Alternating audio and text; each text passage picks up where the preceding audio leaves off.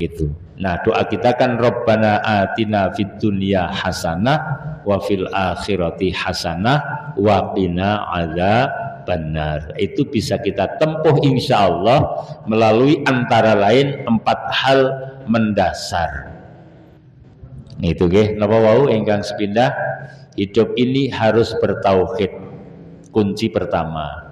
Yang kedua, hidup ini harus rajin beribadah, enggak males-malesan. Yang ketiga, hidup ini harus berakhlak yang baik kepada semua orang. Dan yang keempat, hidup ini harus bisa memberi manfaat bagi orang lain. Insya Allah tentrem, ayem, adem, selamat dunia akhirat. Itu nggih. Assalamualaikum warahmatullahi wabarakatuh. A'udzu billahi minasyaitonir rajim. Bismillahirrahmanirrahim. Innal hamdalillah nahmaduhu wa nasta'inuhu wa nastaghfiruh wa na'udzu billahi min syururi anfusina wa min sayyiati a'malina may yahdihillahu fala mudilla lahu wa may yudlil fala hadiyalah. Asyhadu an la ilaha illallah wahdahu la syarika lah wa asyhadu anna Muhammadan abduhu wa rasuluh la nabiyya wa la rasula ba'dah. Allahumma salli wa sallim wa barik ala nabiyyina Muhammad wa ala alihi wa ashabihi wa man tabi'ahum bi ihsanin ila yaumiddin. Qala Allah ta'ala fi kitabihil karim, a'udzu billahi minasyaitonir rajim. Bismillahirrahmanirrahim. Ya ayyuhalladzina amanu taqullaha haqqa tuqatih wa la tamutunna illa wa antum muslimun. Amma ba'd, fa inna asdaqal hadis kitabullah wa khairul hadi hadi Muhammadin sallallahu alaihi wasallam wa syarrul umuri muhdatsatuha wa kullu muhdatsatin bid'ah wa kullu bid'atin dhalalah wa kullu dhalalatin finnar. Bapak-bapak saha ibu-ibu jamaah pengawasan ingkang dipun rahmati Allah Subhanahu wa taala. Alhamdulillahirabbil alamin. Monggo sareng-sareng kula lan panjenengan ngujukaken raos syukur dhateng ngarsanipun Allah Subhanahu wa taala ingkang sampun kathah maringi dhateng kula lan panjenengan marupi-rupi kenikmatan.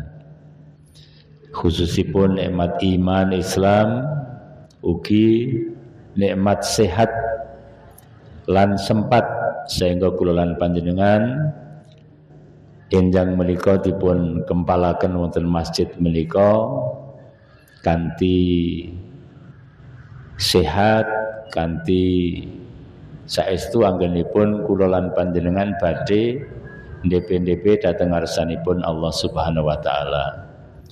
Nah, kesehatan, kesempatan menika kula lan panjenengan kedah syukuri kanthi usaha nambah ketakwaan, ketaatan kula lan panjenengan dhateng ngarsanipun Allah Subhanahu wa taala. Shalawat ugi salam mugi pun limpahaken dhateng junjungan kita Nabi Muhammad sallallahu alaihi wasallam, dhateng keluarganipun, para sahabatipun lan ugi para pengikut-pengikutipun. Bapak-bapak saha ibu-ibu ingkang dipun rahmati Allah Subhanahu wa taala, pagi hari ini insyaallah saya akan menyampaikan beberapa hal yang mendasar yang harus kita lakukan dalam kehidupan kita ini sebagai seorang muslim, sebagai seorang hamba Allah Subhanahu wa taala. Apa saja hal-hal itu? Yang pertama adalah bahwa hidup kita ini harus dalam keadaan bertauhid kepada Allah. Saya ulangi bahwa yang pertama, hidup kita ini harus dalam keadaan bertauhid kepada Allah Subhanahu wa taala. Ini sangat mendasar, sangat penting dalam kehidupan kita, karena keyakinan kita bahwa Allah itu wujud, Allah itu ada. Dialah zat yang menciptakan alam semesta, bumi, langit, dan di antara keduanya, dan seluruh saja apa saja. Allah yang menciptakan. Dia Al-Khaliq sebagai pencipta. Sedangkan kita ini adalah makhluk, yakni orang-orang yang diciptakan oleh Allah Subhanahu wa ta'ala. Nah, tauhid ini mengajarkan kepada kita bahwa di samping kita mengakui Allah pencipta segala sesuatunya, Allah juga memberikan fasilitas kepada kita, berbagai macam bentuk fasilitas. Ada rezeki, ya, ada rezeki saja bermacam-macam gitu. Ada perlindungan, ada pemeliharaan, ada pembimbingan, bahkan petunjuk itu sendiri diberikan oleh Allah kepada kita. Tauhid juga mengajarkan kepada kita pengakuan yang demikian itu harus diikuti pula dengan upaya kita untuk senantiasa menyembah hanya kepada Allah Subhanahu wa ta'ala. Jadi kewajiban kita yang pertama yang harus ada dalam kehidupan kita saat ini, yang pertama, dan ini utama banget, mendasar sekali, bertauhid, ya, yakni menyatakan kalimat la ilaha illallah, tidak ada Tuhan kecuali hanya Allah saja. Jadi kalau kita ditanya siapa Tuhanmu, maka jawabannya adalah Allah. Itulah Tuhan kita, itulah zat yang menciptakan kita, memelihara kita, melindungi kita, yang memberikan rezeki kepada kita, yang mengatur kehidupan kita. Nah, kalimah ini harus diwujudkan dalam perilaku, bukan sekedar ungkapan, walaupun ungkapan kalimat la ilaha illallah sendiri merupakan satu bentuk ungkapan yang bagian dari ibadah kita kepada Allah. Bahkan dalam sebuah hadis Rasulullah sallallahu alaihi wasallam menyampaikan, as'adun nas yaumal qiyamati bi syafaati man qala la ilaha illallah khalisan min qalbihi wa nafsihi. As'adun nas, sebahagia-bahagianya manusia, yaumal qiyamati, pada hari kiamat, bi syafaati, dengan syafaatku, karena syafaatku yakni syafaat Rasulullah sallallahu alaihi wasallam. Man qala la ilaha illallah adalah orang yang mengatakan la ilaha illallah khalisan, secara ikhlas, min qalbihi wa nafsihi, dari hati dan jiwanya. Di situ dikatakan man qala, mengatakan. Jadi ungkapan itu sudah menjadi sebuah bagian daripada ibadah kita kepada Allah Subhanahu wa ta'ala.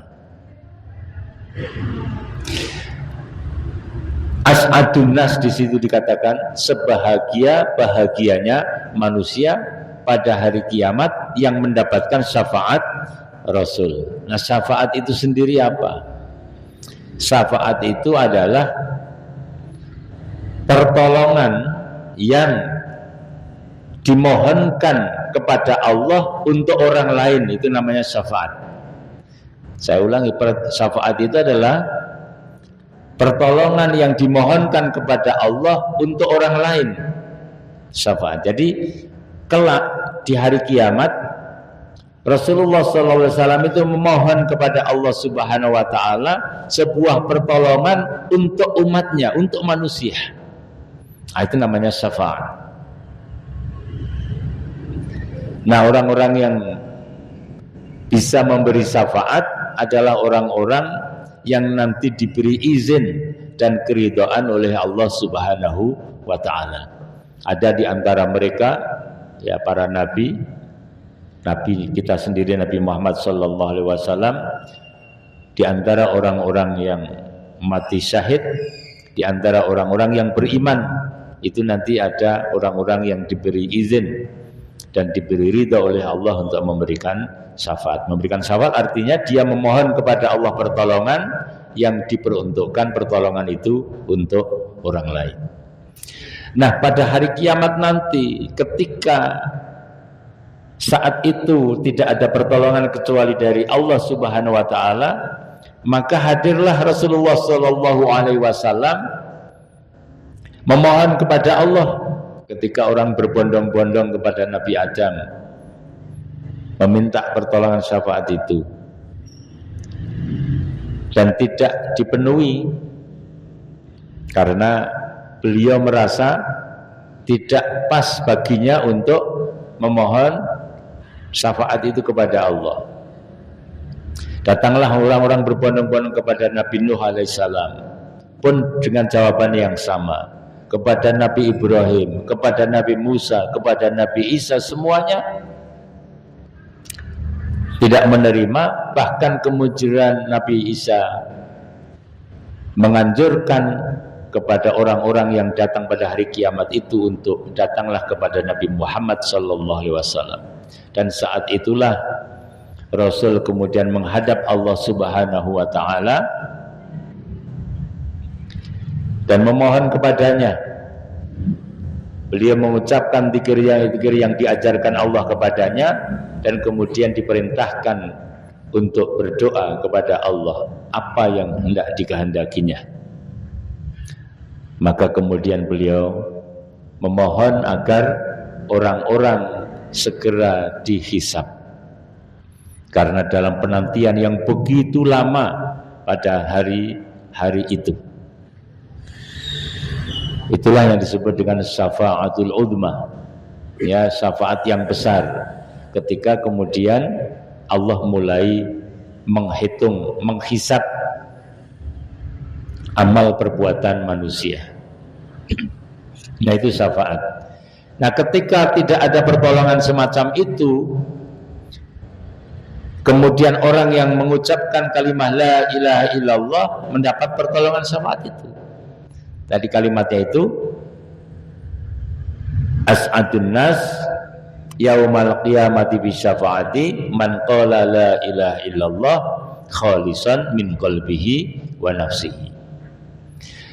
Nah, kalimat la ilaha illallah ini adalah kalimat yang mentauhidkan Allah, kalimat yang meniadakan Tuhan-Tuhan lain kecuali hanya Allah saja, sehingga di situ ada peniadaan, tetapi sekaligus di dalamnya ada penetapan, meniadakan Tuhan yang lain sekaligus menetapkan hanya Allah saja Tuhan manusia. Itu kalimat la ilaha illallah. Dan kalimat inilah yang akan mengantarkan manusia kepada surga. Maka tadi kami sampaikan ini hal yang mendasar, ini hal yang sangat penting dalam kehidupan kita.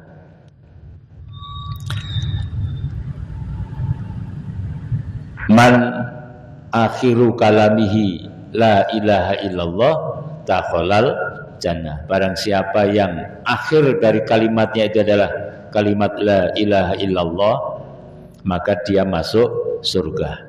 Yaitu sebuah kalimat yang memang diresapi dalam hati dan pikirannya, sehingga ada keyakinan yang kuat bahwa benar-benar hanya Allah saja Tuhan semesta alam, hanya Allah saja Tuhannya, tidak ada yang lain. Tadi peniadaan Tuhan yang lain sekaligus penetapan hanya Allah saja. Nah, itulah hal yang pertama yang sangat mendasar dalam kehidupan kita, yang wajib harus ada. Kebalikan daripada tauhid berarti adalah orang-orang yang syirik, orang yang tidak mengimani kepada Allah Subhanahu wa taala. Orang-orang yang syirik adalah orang-orang yang menyamakan makhluk Allah dalam kedudukannya seperti Allah. Nah, itu orang-orang yang musyrik, orang-orang yang melakukan kesyirikan.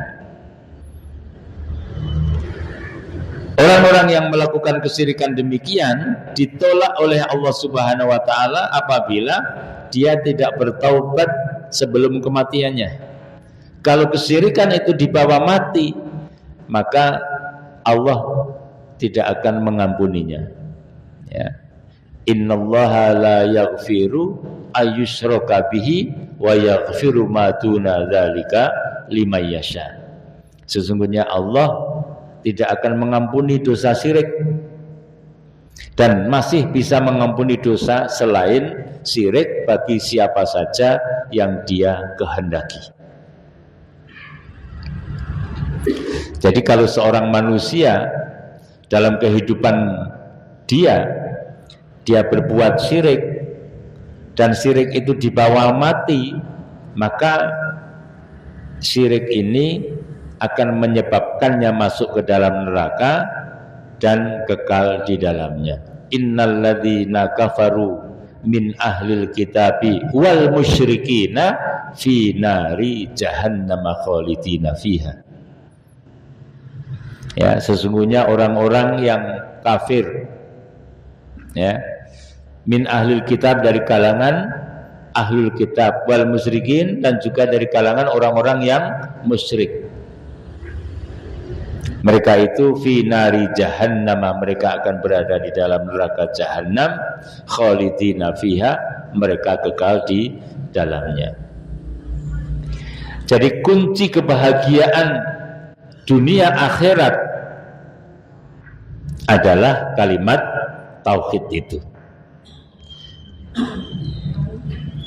Oleh karena itu, ini hal yang pertama yang mendasar, yang mau tidak mau, kalau kita mau selamat dunia, selamat akhirat seperti doa kita itu, maka hendaklah kita meyakini akan tauhid kepada Allah Subhanahu wa ta'ala.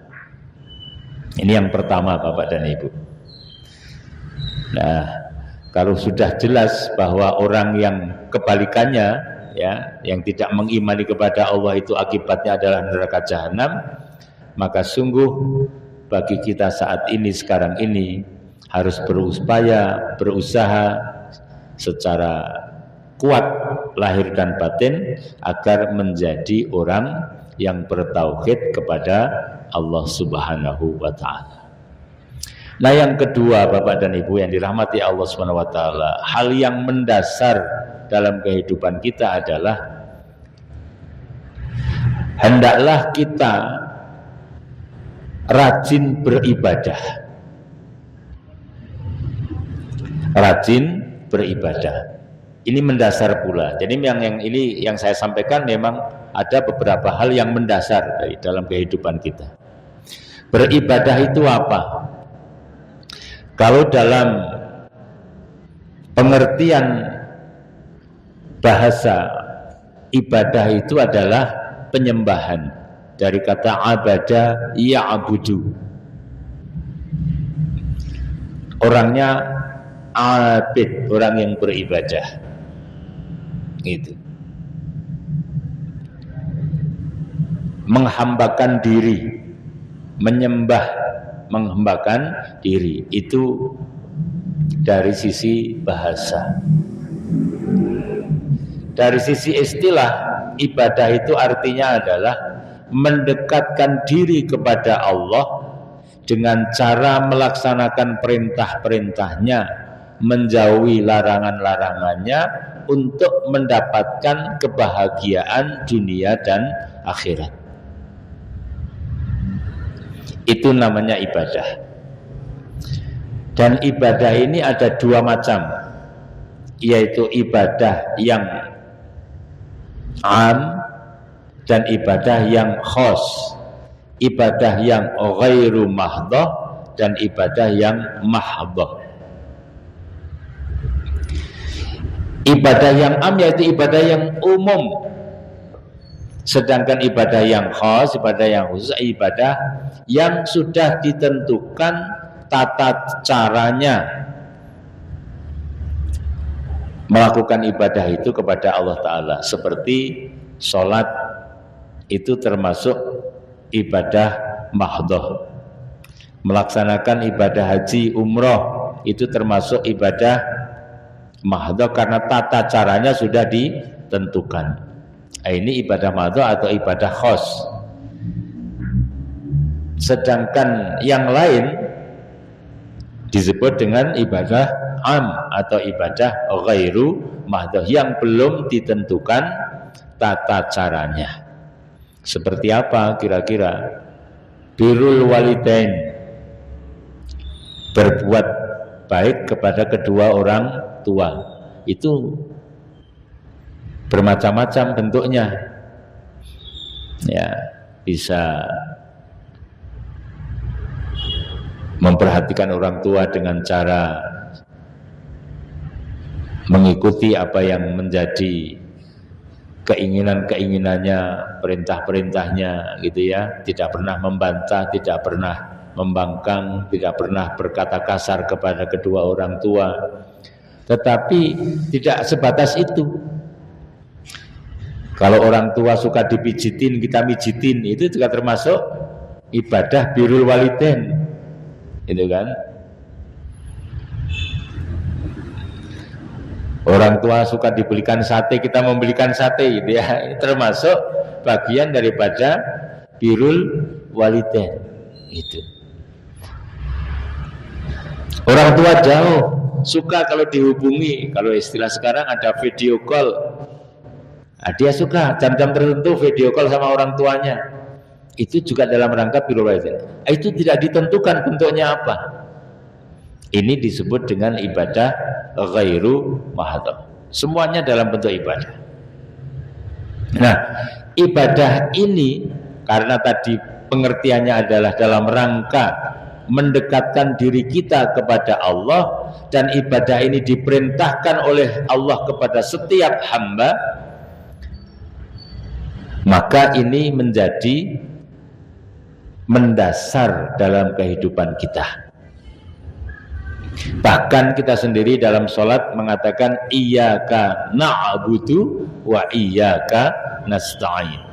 Hanya kepadamu kami menyembah dan hanya kepadamu kami mohon pertolongan. Ibu dan bapak yang dirahmati Allah Subhanahu wa taala, Allah berfirman dalam surat Thaha,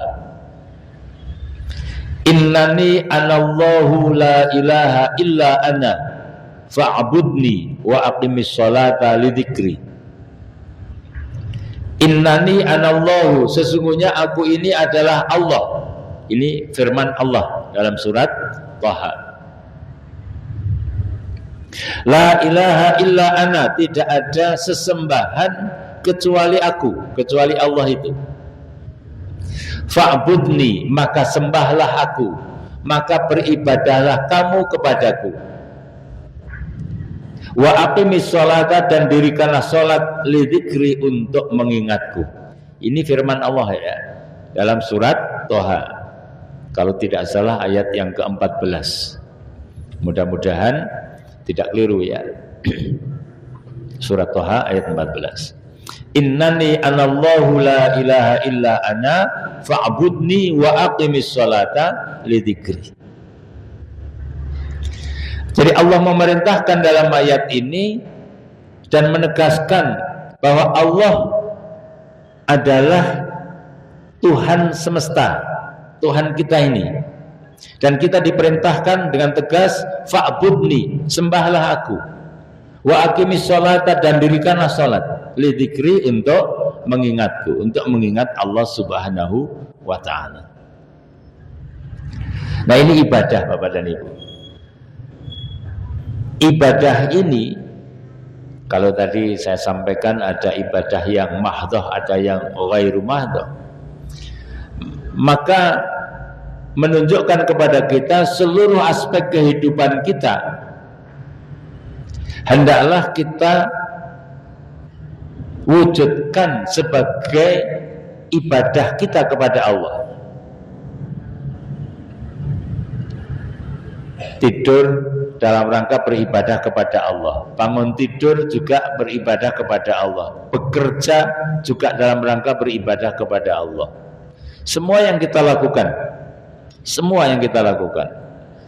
kita niatkan dalam taqarrub kepada Allah, mendekatkan diri kita kepada Allah supaya menjadi bentuk ibadah. Yang ibu-ibu pergi ke pasar, jangan lupa pergi ke pasar itu kan sebenarnya kelihatan duniawi banget gitu kan. Tetapi jangan lupa bahwa pergi ke pasar itu bisa menjadi ibadah. Pergi ke pasar bisa menjadi ibadah kalau niatnya benar. Yakni niatnya lillahi ta'ala.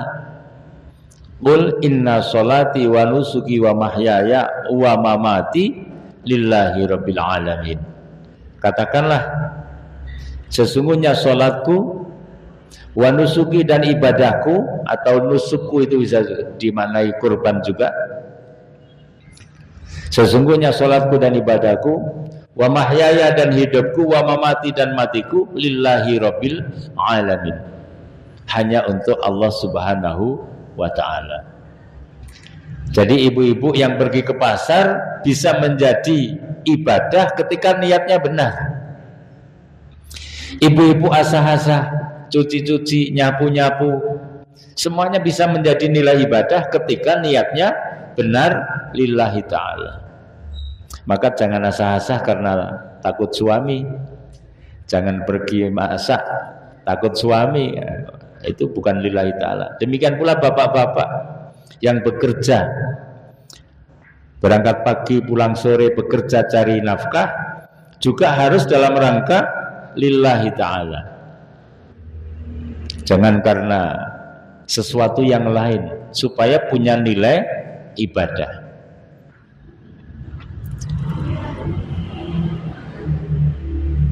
Kadang-kadang hidup kita ini ibu-ibu, selama ini kalau kita runut dari pagi sampai malam, kegiatannya apa itu kan bisa kita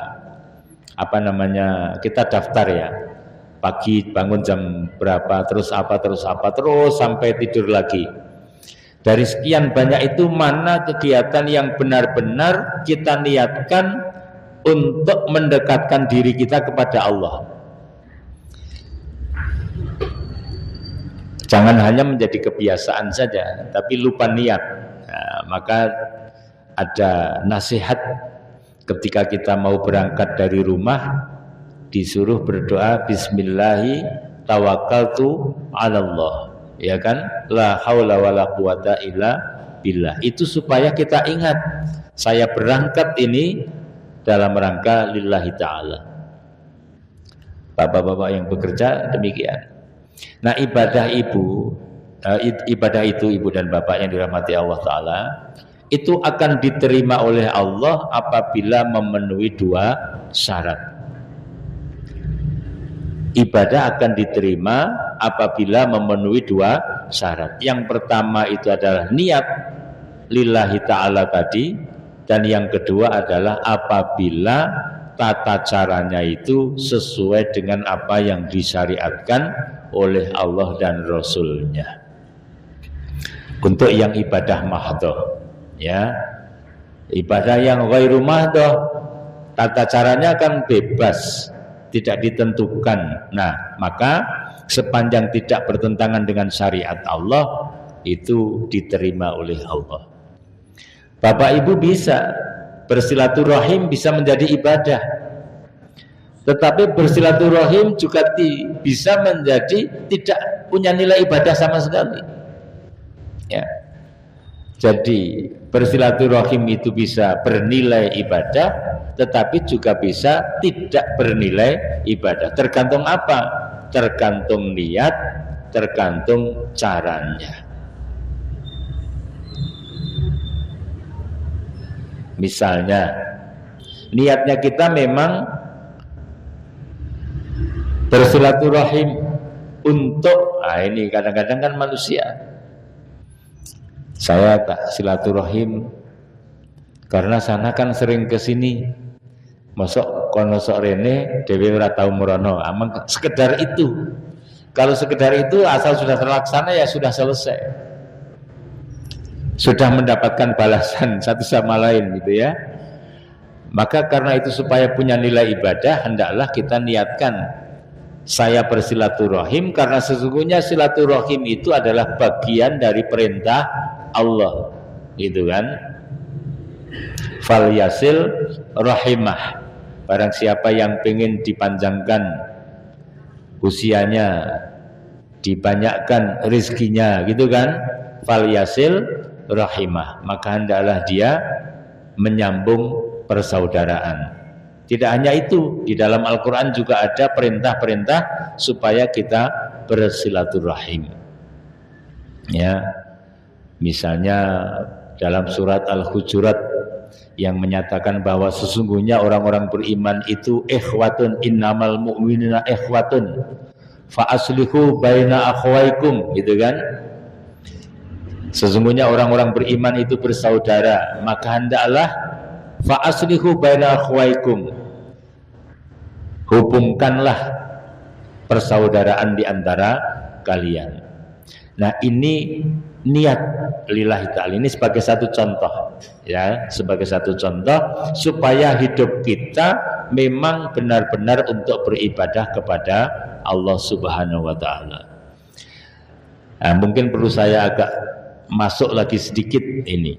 Ibu-ibu yang mendidik putra-putrinya, saya lihat masih ada yang muda-muda, mungkin masih kagungan putra yang agak kecil-kecil. Maka lakukanlah pendidikan itu juga dalam rangka lillahi ta'ala. Jangan mendidik hanya karena ini anak saya harus besok kalau besar jadi orang mulia. Nah, pengertian mulia juga masih ada tanda tanya. Apa pengertian mulia itu? Apakah rezekinya banyak? Itu tapi tidak beriman, tidak beramal soleh, atau dua-duanya, ya rezekinya banyak tetapi sekaligus dia anak yang beriman, yang banyak beramal soleh. Nah, kan gitu. Niatnya dibetulkan. Mendidik anak harus butuh kesabaran, ketekunan, ya.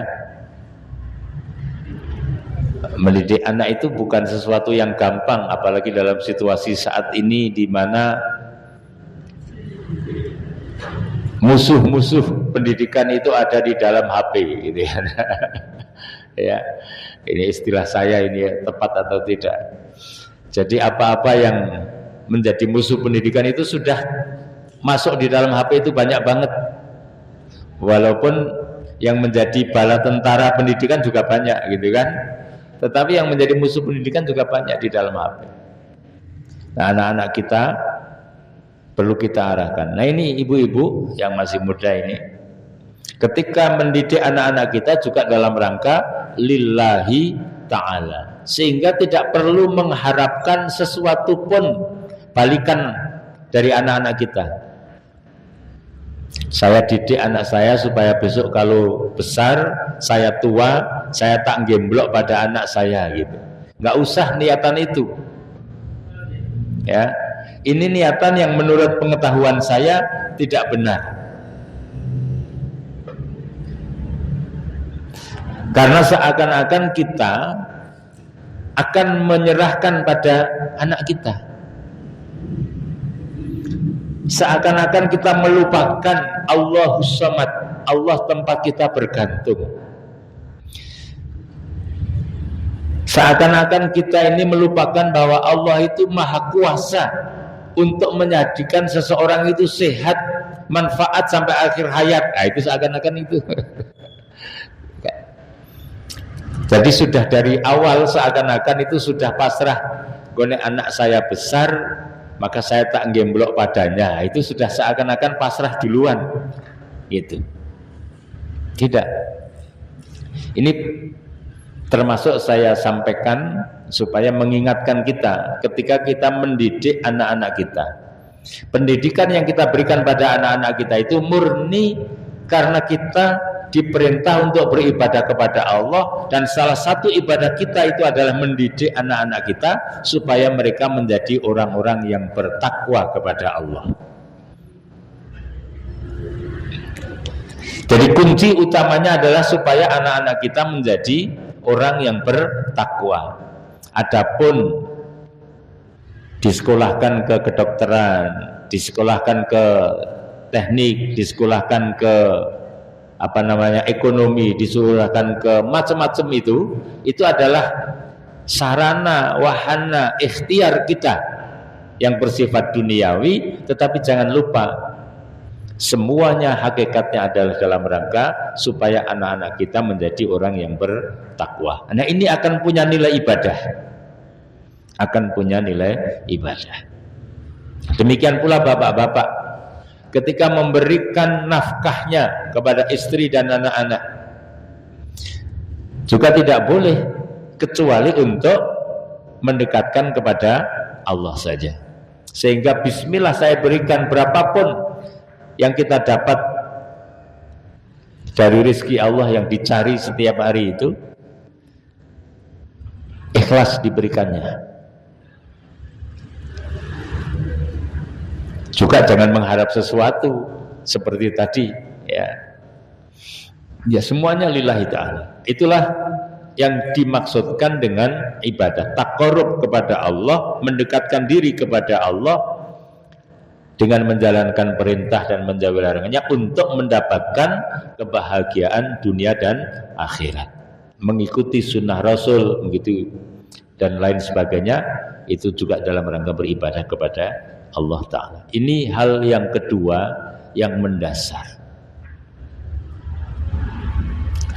Kalau ini dipunyai, yang kedua ini, yakni semua apa yang kita lakukan juga dalam rangka beribadah, maka sebenarnya insya Allah orang tidak perlu khawatir, ya, sebab orang yang beribadah itu sebagai manifestasi daripada keimanannya, ketakwaannya, dijamin oleh Allah kebahagiaannya dunia akhirat. Jadi kita sebenarnya tidak perlu khawatir. Ya, orang Islam itu dengan masuk Islam itu sendiri sebenarnya sudah bahagia harusnya. Jadi kalau seorang berislam kok malah tidak bahagia, ini ada kekeliruan pemahaman terhadap Islamnya. Orang berislam itu harus bahagia. Kita sholat, panjenengan sholat itu harus bahagia dengan sholat. Jangan sampai merasa sholat itu beban. Kalau sholat kok menjadi beban, subuh-subuh adem-adem, mangsane kemulan kok malah kan wudu, kan tidak masjid gitu kan, adem-adem. Kemudian itu menjadi merasa berat dan itu menjadi beban, itu belum bahagia dengan Islam. Kalau panjenengan mensikapi sholat subuh tadi yang dalam keadaan dingin, ini kan dingin-dingin ya sekarang ini ya, mungkin sampai 17 derajat atau 18 derajat kira-kira itu ya tadi ya. Panjenengan kok mensikapi ini seperti sikap panjenengan ketika mau jadi manten gitu ya, seneng banget ya hati ini, nggak ada beban gitu, bahagia, insya Allah nilai ibadahnya itu tinggi gitu ya. Keimanannya sudah kuat itu ya. Kan tidak ada orang yang mau jadi manten terpaksa kira-kira ya. Ya. Jadi insya Allah bahagia banget gitu, dan ringan ketika mau menuju pelaminan gitu ya, ringan, senang. Nah kalau mau sholat sudah seperti itu, udah insya Allah. Tapi kalau masih berat, aras-arasan, ngulat-ngulat, kok adem teman gitu ya. Nah, ini masih ada tanda-tanda belum merasa ringan untuk melaksanakan ibadah sholat. Ini sebuah koreksi buat kita ya, dan ibu mau ngaji, misalnya ngaji, koyo Islam ini nggak ada perintah kon ngaji, Mbok yo bebas wae kaya orang-orang di luar sana gitu ya. Yang bebas itu. Kok ya beban ngaji. Mau ngaji masih menjadi beban. Nah, ini Islamnya ini, Bapak dan Ibu, Islamnya kita ini rasa-rasanya itu belum menjadikan diri kita ini bahagia. Padahal Islam itu dengan nama Islam itu sendiri kan sudah damai, sejahtera, bahagia, selamat. Itu kan Islam. Maka beragama Islam harus mendatangkan itu semua. Nah, itu diupayakan oleh kita sendiri. Nah, yang ketiga Bapak dan Ibu yang dirahmati Allah Subhanahu wa taala, termasuk hal yang mendasar bagi kita adalah bahwa hidup ini harus berakhlak dengan baik. Harus berakhlak dengan baik. Perkataannya, perbuatannya itu baik.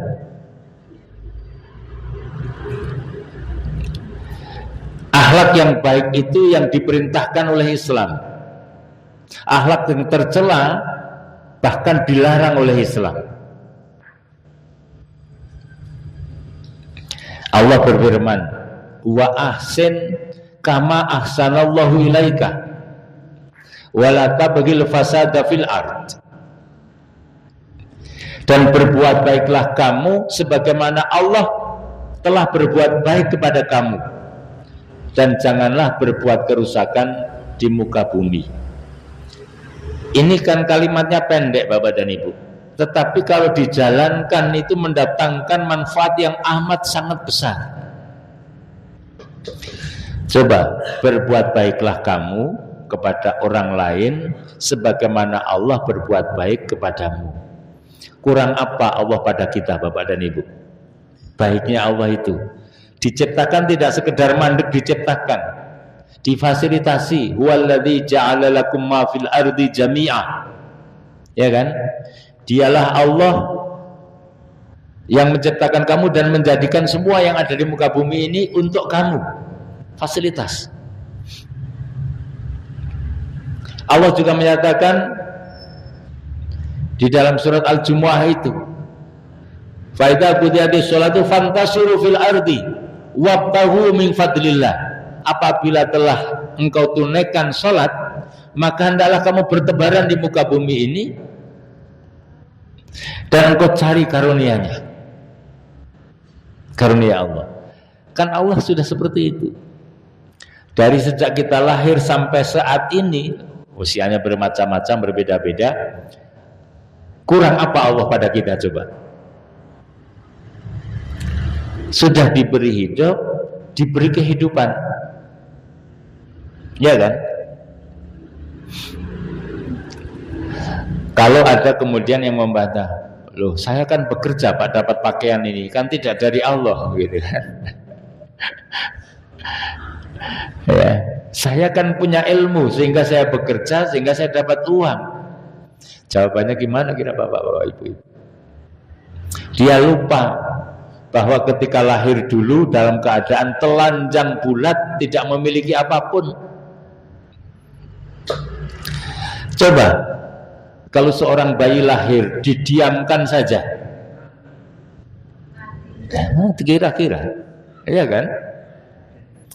Maka mengapa ada orang tua yang kemudian hadir kepadanya, ibunya, bapaknya, kanan kirinya, memberikan dia suap, memberikan asinya. Siapa kira-kira yang menggerakkan hati orang semua itu sampai kemudian peduli pada sang bayi? Tidak ada yang bisa menggerakkan hati manusia kecuali Allah saja. Tapi namanya manusia ya tetap ada yang bantah gitu. Contoh yang membantah ya Qarun. Dia mengatakan begini, kalau dia di hadapan saya mungkin dia akan mengatakan, "Hai Ma'mun, saya ini begini karena ilmu yang ada pada diri saya," gitu. Ya, surat Al-Furqan nanti dibaca. Dia mengatakan, "Wa ma uti," dia mengatakan, "Qala inna ma utituhu ala ilmin indi." Dia mengatakan bahwa saya begini ini karena ilmu yang ada pada diri saya. Itu Qarun. Ketika dia dulunya miskin kemudian menjadi kaya, kemudian kesombongannya muncul, kemudian diberi peringatan oleh kanan kirinya, dia enggak mau, bahkan dia keluar dengan kekayaan-kekayaannya dipamerkan, kemudian dia mengatakan, qala, dia berkata, innama utituhu ala ilmin indi, begini ini karena ilmu yang ada pada diri saya. Masih ada orang yang memata semacam itu, dia lupa ilmu itu dari mana, dia lupa. Bapak Ibu, harus menjadi pelajaran buat kita ketika kita lupa sesuatu. Pernah lupa Bapak Ibu? Pernah lupa. Artinya ketika kita lupa itu kita sedang dicabut daya ingatnya oleh Allah terhadap sesuatu yang kita lupa itu. Mungkin masih ada orang yang bantah lagi, lupa itu kan karena sel-sel kita yang masuk ke otak menjadi, masih ada yang bantah lagi. Itu kan. Nah, kalau sudah begitu kita tanyakan, siapa yang menciptakan sel-sel yang jutaan, yang kecil-kecil banget itu? Manusia tidak ada yang bisa. Kalau masih ngeyel lagi, ya ini namanya pengeyelan. Orang ini ditanya tentang ruh, di mana letak ruh? Kamu bisa membedakan mati dan hidup apa tidak? Orang mengatakan hidup itu ketika rohnya masih nyambung dengan jasadnya. Kalau jasad dan rohnya pisah, maka dikatakan mati. Lantas di mana roh itu? Seperti apa roh itu? Tanyakan kepadanya. Dia akan kesulitan menjawab itu semuanya, kecuali atas bimbingan Al-Quran, kecuali atas bimbingan sunnah Rasulullah Sallallahu Alaihi Wasallam. Kalau tidak atas bimbingan itu nggak bisa kita menjawab roh itu. Coba rohnya panjenengan di mana? Di hidung, di mata, di tangan, di hati yang apa limpahnya itu, apa di livernya, di mana? Rohnya itu di mana? Padahal kalau orang mati, orang meninggal itu kan dicabut lewat ubun-ubun gitu kan, berangkat dari bawah ke atas gitu. Lantas apakah ruhnya itu ada di telapak kaki kita? Kok diangkat gitu, dicabutnya itu? Nggak bisa menjawab orang. Semua hanya bisa dijawab karena petunjuk Allah Subhanahu wa Ta'ala. Karena itu Bapak dan Ibu, jadi memang kita mesti kembali pada persoalan tadi, kita berbuat baik kepada manusia. Ya, Allah sudah sekian banyak baiknya kepada kita, dan Allah merintahkan wa ahsin kama ahsanallahu ilaika. Berbuat baiklah kamu sebagaimana Allah berbuat baik kepada kamu. Jadi seakan-akan Allah itu memerintahkan kepada kita, ayo sing apik terus. Ora usah takon kapan mandege gitu seakan-akan ya. Pokoknya terus berbuat baik. Masih ditambah oleh Allah itu wala tabghil fasada fil ard, dan jangan kamu berbuat kerusakan di muka bumi. Dalam ayat yang lain Allah menyatakan ba'da islahiha, setelah diperbaikinya kehidupan ini, tatanan kehidupan ini setelah diperbaiki, jangan kamu berbuat kerusakan. Ada enggak orang yang berbuat kerusakan? Tatanan kehidupan ini sudah sedemikian rupa dirusak, itu orang-orang yang mufsidun, orang-orang yang berbuat kerusakan. Tapi kadang-kadang ya ada orang yang memang ngeyel ya, maka ketika diperingatkan itu bahkan dia mengatakan innama nahnu muslihun, ya, dia berkata sungguhnya kami ini adalah orang-orang yang berbuat baik. Di dalam surat Al-Baqarah yang awal-awal itu pembicaraan tentang orang-orang munafik gitu. Ya.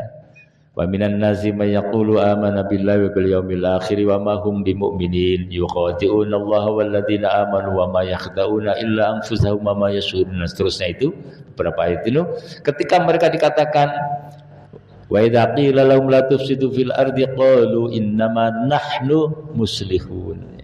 Jadi kalau diberi peringatan supaya tidak berbuat kerusakan, malah dia mengatakan, loh, aku ini berbuat kebaikan, gitu ya.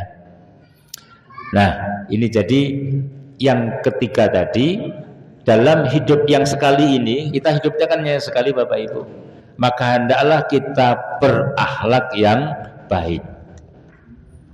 Ya, akhlak ini kalau dalam beberapa kitab yang saya dapati itu ya akhlak kepada Allah, akhlak kepada Al-Quran, akhlak kepada para malaikat, akhlak kepada Rasul, sampai kepada akhlak terhadap diri sendiri. Itu loh. Itu ada akhlaknya semua, ada adabnya semua. Ya. Nah, itu yang ketiga. Insya Allah kalau itu diterapkan, maka hidup kita ini benar-benar mulia, benar-benar baik. Bahkan Rasul sendiri menyatakan innama bu'aistu liutammima makarimal akhlak. Sesungguhnya aku diutus untuk menyempurnakan akhlak yang mulia. Nah, yang keempat, Ibu dan Bapak yang dirahmati Allah Subhanahu wa taala, ini juga mendasar yang keempat ini. Bahwa hidup kita yang sekali ini hendaklah bisa bermanfaat bagi orang lain. Tidak hanya untuk diri kita, tapi hendaklah kita hidup bermanfaat bagi orang lain, bagi keluarga kita, bagi lingkungan kita, bagi teman-teman kita, saudara-saudara kita, bahkan kalau boleh kita mengatakan bagi bangsa dan negara kita. Hendaklah hidup yang bermanfaat. Khairun nasi anfa'uhum linnas. Sebaik-baik manusia itu adalah orang yang bisa memberi manfaat kepada orang lain. Ya. Jadi 4 hal itu paling tidak Bapak dan Ibu. Memberi manfaat ini bermacam-macam. Ya, kalau kita uraikan ya nanti akan panjang juga. Tapi paling tidak 4 hal tadi merupakan hal yang mendasar dalam kehidupan kita untuk mencapai kebahagiaan dunia dan akhirat. 2 yang pertama itu menyangkut keimanan kita, ibadah kita kepada Allah ukhrawi banget gitu. Dan 2 yang kedua yakni berbuat baik kepada orang lain dan kemudian hidup bermanfaat itu merupakan 2 hal yang pokok yang dengannya insya Allah hidup kita selama di dunia menjadi lebih nyaman, lebih tentram gitu. Nah, doa kita kan Rabbana atina fid dunya hasanah wa fil akhirati hasanah wa qina adzabannar. Itu bisa kita tempuh insya Allah melalui antara lain 4 hal mendasar. Itu nggih napa wau ingkang sepindah, hidup ini harus bertauhid. Kunci pertama. Yang kedua, hidup ini harus rajin beribadah, enggak males-malesan. Yang ketiga, hidup ini harus berakhlak yang baik kepada semua orang.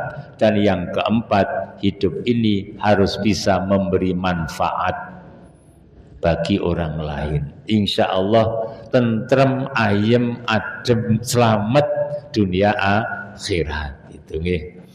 Demikian yang bisa kita sampaikan pagi hari ini. Mudah-mudahan jadi adem hati dan pikiran kita seadem cuacanya. Subhanakallahumma wa bihamdika asyhadu an la ilaha illa anta astaghfiruka wa atubu ilaik. Nasr minallah wa batun qarib wa basyiril mu'minin wa akhiru da'wana alhamdulillahi rabbil alamin. Assalamualaikum warahmatullahi wabarakatuh. Waalaikumsalam warahmatullahi wabarakatuh. Monggo yang mau menyampaikan pertanyaan? Ya, monggo Bapak Suwanto.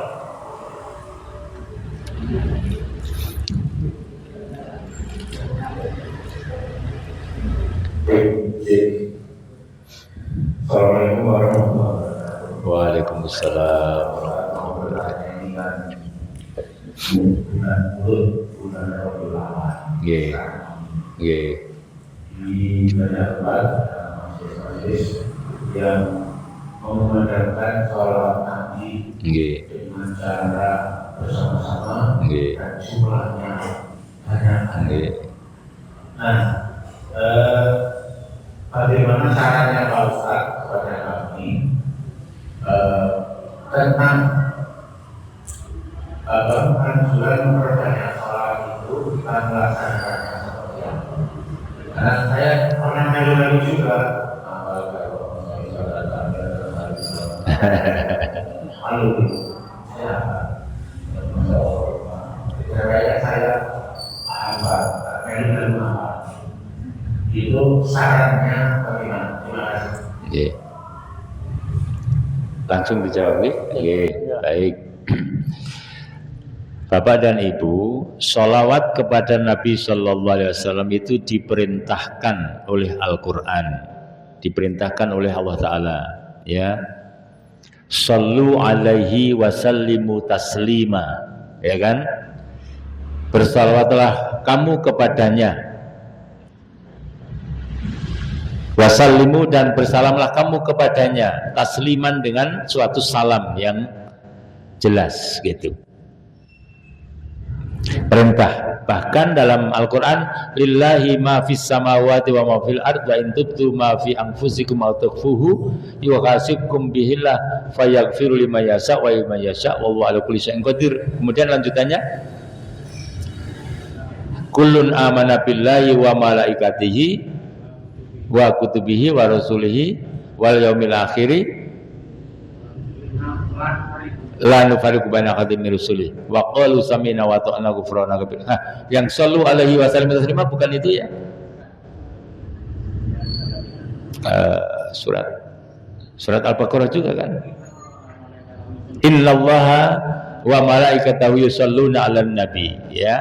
Sesungguhnya Allah dan para malaikatnya, ya, itu bersolawat kepada para nabi. Kita juga diperintahkan di dalam sholat pada saat tahiyat juga bersolawat kepada Nabi. Jadi pertama dulu yang saya jawab adalah bahwa kita memang diperintahkan oleh Islam supaya bersolawat kepada Nabi Muhammad Sallallahu Alaihi Wasallam, bahkan juga kepada ahlul baitnya, keluarganya, ya kan? Nah, yang kedua, bagaimana cara bersolawat? Dulu Rasul ditanya oleh para sahabat, wahai Rasul, bagaimana kami mengucapkan sholawat itu kepada engkau? Maka beliau menjawab, jangan berlebih-lebihan, cukuplah dengan menggunakan tadi. Kalau di belakang kata beliau Muhammad, maka ditambahi sallallahu alaihi wasallam. Kalau kata Muhammadnya di belakang, maka Allahumma sholli wa sallim ala Muhammad atau Allahumma sholli wa sallim wa barik ala Muhammad. Itu caranya. Nah, tinggal kata Muhammadnya itu mau di depan atau di belakang. Kalau kata Muhammad di depan, maka Muhammad disebut dulu, kemudian diikuti sallallahu alaihi wasallam. Kalau Muhammadnya di belakang, maka Allahumma sholli wa sallim wa barik ala Muhammad. Gitu. Kalau kepada keluarganya ditambah wa ala alihi, kalau kepada sahabatnya ditambah wa ashabihi, gitu ya, ajmain misalnya, semuanya, gitu. Jadi kalau mau lengkap misalnya Allahumma sholli wa sallim wa barik ala nabiyyina Muhammad wa ala alihi wa ashabihi, ya misalnya begitu. Itu caranya mengucapkan sholawat, gitu. Kapan mengucapkan sholawat ini? Tidak dibatasi, kapan saja, tidak dibatasi, kapan saja. Sering-seringlah membaca sholawat Nabi. Setiap sholawat diberi 10 kebaikan, ya. Setiap sholawat diganjar 10 dan seterusnya. Maka diperbanyak, Tidak ada ketentuan kapan waktunya. Sehingga pagi boleh, sore boleh, siang boleh, malam boleh, habis sholat boleh, gitu ya. Setelah zikir-zikir yang lain sambil dan yang jangan lupa itu sholawat senantiasa kita ikutkan ketika kita mau berdoa dan setelah berdoa. Jadi berdoa itu begini Bapak Ibu, ya, memuji Allah, kemudian sholawat Nabi, kemudian doa, isi doanya, kemudian sholawat Nabi dan memuji Allah. Itu rangkaian doa. Saya ambil contoh, misalnya Alhamdulillahirabbil alamin, Allahumma sholli wa sallim wa barik ala nabiyyina Muhammad, Rabbana atina fid dunya hasanah wa fil akhirati hasanah wa qina adzabannar. Wa sallallahu ala Muhammadin wa ala alihi wa ashabihi ajmain. Subhana rabbika rabbil izzati amma yasifun wa salamun alal mursalin walhamdulillahi rabbil alamin. Juga boleh walhamdulillahirabbil alamin. Gitu kan? Ah, itu semacam itu. Rangkaiannya 5. Memuji Allah, sholawat Nabi, isi doa, sholawat Nabi, memuji Allah lagi. Nah, itu diikutkan. Nah, itu kapannya demikian, ya. Kapan saja boleh, perbanyak boleh. Nah, apakah ada jumlah angka-angka sholawat Nabi itu? Setahu saya, wallahu a'lam bishawab, tidak ada jumlah. Mau berapa kali sholawat Nabi? Semakin banyak kita bersholawat Nabi, semakin baik. Pembatasan jumlah-jumlah itu, wallahu a'lam, dari mana sumbernya saya belum tahu. Gitu ya, kalau pembatasan jumlah. Tapi semakin lama, semakin banyak, semakin baik. Itu. Apakah boleh dengan dinyanyikan? Nah, pertanyaannya, kalau apakah boleh membaca sholawat sambil dinyanyikan? Kalau nyanyian itu bisa menjadikan khusyuk betul dan tidak niko-niko nyanyiannya, setahu saya sebagian menyatakan dibolehkan. Tetapi kalau itu terlalu banyak, lagu-lagunya itu justru menjadi tidak khusyuk lagi, nilai pengetahuan dan nilai doanya menjadi hilang, maka tidak dibenarkan, ya. Jadi misalnya kalau bersolawatan sambil jogetan, nah itu tentu mungkin khusyuk doanya kira-kira kan bersolawat itu kan berdoa, ya kan. Allahumma sholli wa sallim wa barik ala nabiyyina Muhammad, itu kan doa. Ketika kita sholat, ya, kemudian kita tahiyat, asyhadu an la ilaha illallah wa asyhadu anna Muhammadan abduhu wa rasuluh. Allahumma sholli ala Muhammad wa ala ali Muhammad kama shallaita ala Ibrahim wa ala ali Ibrahim. Itu kan mestinya menghadirkan kekhusyuan supaya ngeh betul, hati kita itu masuk betul, kita sedang berdoa kepada Allah, dan itu Allah menjawab kan. Jadi ketika kita berdoa, Allah menjawab, Allah pasti mendengar doa kita dan Allah menjawab doa kita. Sehingga tidak diperlukan sebenarnya dengan lagu yang berlebihan, dengan joget-joget dan sebagainya, ya. Wallahu a'lam bishawab, begitu. Nah, batasannya semacam itu kira-kira, oke? Matur nuwun. Yang lain masih ada? Monggo. Monggo, Bu. Monggo, Bu. Sholat witir sebelum tidur, terus puasa 3 hari setiap bulan, sholat duha 2 rakaat. Iku wonten hadisipun menapa mboten, lajeng sholat witir kok saderenge sare nika kan sholat witir menika penutup sholat tahajud, dan sholat tahajud menika sebaiknya di akhir sepertiga malam. menika dos pundi pun terangaken.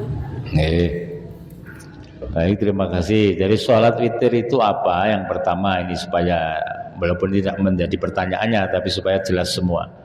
Sholat witir itu adalah sholat yang jumlahnya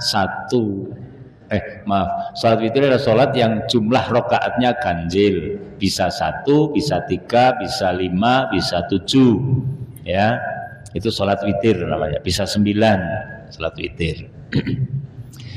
Nah, sholat witir ini dilakukan pada waktu malam, ya, ba'da isya sampai dengan menjelang subuh waktunya. Gitu. Waktunya habis isya sampai dengan subuh, gitu.